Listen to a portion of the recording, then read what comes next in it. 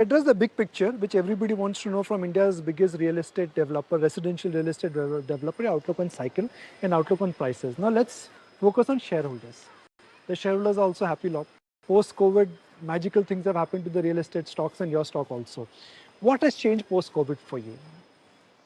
I think what is, I can't comment about anything about pre-COVID and what happened to stocks pre-COVID because we were not a listed company. No, I'm genuinely saying, for your group per se, you just cut out and you're just going from strength to strength post-COVID. Yeah, I think what's happened is a culmination of a lot of pain that the sector went through between 2012 and 2020.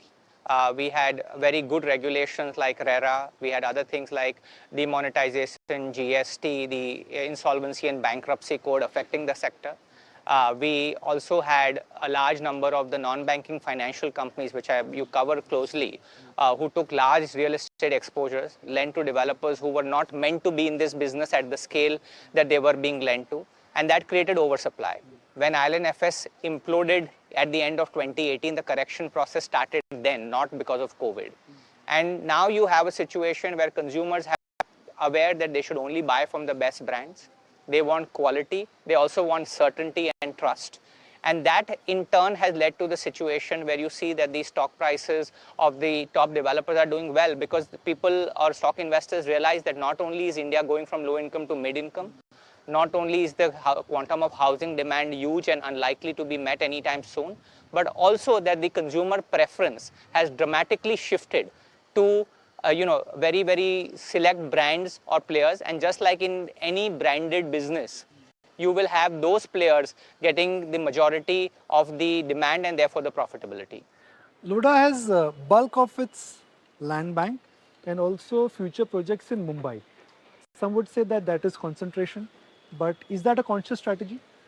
We definitely have overweight on Mumbai. Mumbai is India's deepest housing market. It is India's largest housing market. It has everything from homes from 30 lakhs to 300 crores and everything in between. We do not like concentration, and therefore even in Mumbai last year, we had a total of, we totally had 30 operating projects last year, 25-ish of them in Mumbai. So yes, we are overweight on Mumbai. We very much like being Mumbai's largest real estate player and being able to serve all the segments in this city. We are expanding now into Pune. We have 5 projects now in Pune. We have one project already launched in Bangalore earlier this year, which did in November, which did very, very well. The launch was very successful. We'll have one more project launching in Bangalore in the next 4 to 6 months. So we are broadening our base, but absolutely we are very happy and very proud of the fact that we are Mumbai's leading developer and therefore are able to shape the future of India's financial capital and India's biggest housing market. You've gone on record and you've said that we are not a real estate company, we are an FMCG company. You've started thinking like this. You're consciously looking at reducing your debt, consciously thinking design. Real estate builders earlier were thinking differently, but you are thinking in terms of FMCG and design. What does that mean? I think, it's a consumer good. It's not fast moving. So I will put it in the consumer goods category. I think our business model is set up to treat land as a raw material, produce what the market needs, have reasonable appreciation for the product, but not be, price maximizers. And most importantly, understand the consumer and serve the entire spectrum of needs of the consumer, from the time they buy to the time they move in to how they live after. Means we completed the World Task several years ago, but even today we manage all the facilities and amenities because we want to make sure that the experience does not deteriorate. And that really is our mindset. In terms of our business model, we are a very people-centric organization.